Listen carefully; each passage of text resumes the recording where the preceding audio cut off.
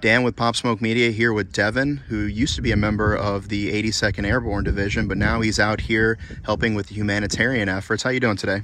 Not too bad, man. Just hanging out. So how has the experience differed from your expectations when you were on the plane here? How it's differed. I didn't expect Ukrainians to be as receptive as they've been, as motivated. Civilians have been very motivated to step up. It's been unorganized, and there's a lot of chaos, of course, as with any war, but they have genuinely been putting on an effort to save themselves and are fighting for their lives. And so not too far away from the border, the 82nd is hanging out in Poland. And so how does it feel, seeing kind of like your old unit, but now being here, not in a military capacity, actually being able to cross into Ukraine and help provide with medical aid and training? Kind of feels like they're just a political move to say they're in Poland, to say they're helping our allies. I don't know too much of what they're doing directly, just from what I've seen. Just kind of weird to see military members not really helping out much and walking around shopping malls, as the Polish military's down at refugee checkpoints helping out, doing more. And of course, I've only seen a small fraction of it, so I can't speak for the whole 82nd and what they've done. Just a small part of a war overall.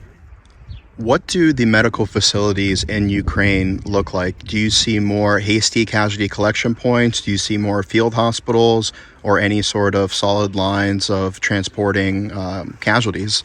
Unfortunately, no, I don't. I think there's a genuine effort trying to set that up, but it's also chaotic, and there's no real direct medical lines running back and forth from the front. Mainly because they don't just have enough supplies. Communications low, cyber attacks, everything like that is just kind of raining havoc. The fog of war there is intense. But yeah, that's pretty much our goal, is to try to help set that up. And that's a lot of NGOs that are actually going into Ukraine are trying to do. You just can't dish out the supplies fast enough or make the connections fast enough. Do you have any fear that as you're crossing the border into Ukraine and as a humanitarian effort, do you have any fear that you or your group may be targeted by Russian forces? Oh, absolutely. The Russian gloves have completely come off. Anything's a target. Like, you're not safe anywhere. There's always that constant fear of cruise missiles where we've been, just artillery, indirect fire. Over in the western part of Ukraine, they're targeting more key locations, tank factories, oil facilities. There's always a fear of saboteurs by the Russian forces. Spies is kind of a huge thing there. You're constantly being videoed. You have tails, photoed, followed. And the big suspicion there is that they're the ones calling in these key locations for rocket strikes and stuff like that. And like I said, from everything we've heard and seen, they have no qualms about taking out civilian targets. But that's more on the eastern front right now. The western, they're trying to conserve those cruise missiles and those more precision weapons for the actual military facilities right now, but we have no doubt that's going to change eventually.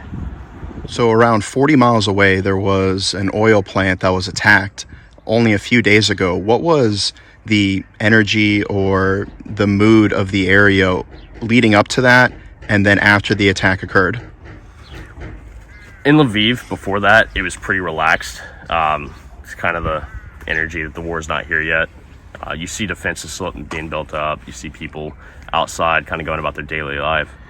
After the attacks and just kind of when the first rockets hit, everything kind of changed. The whole mood kind of changed, like you said. People were like, okay, it's getting here now. They don't really care. A lot more antsy, a lot more suspicion. The reality was at that point that we could be next. Do you have any advice for any other veterans or first responders that want to come to the area to help? Yeah, have a solid game plan. Come with a reputable organization. Make as many sources and contacts you can and verify as much as you can.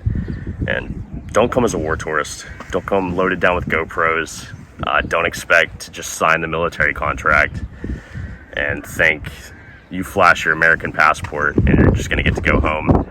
You come secondary to the mission at the front. You can't escape. You're not going to be able to just escape with that. You're here to help these people.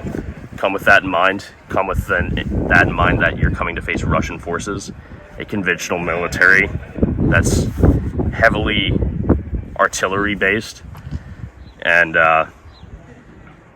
it's real here. It's a real war. Yeah.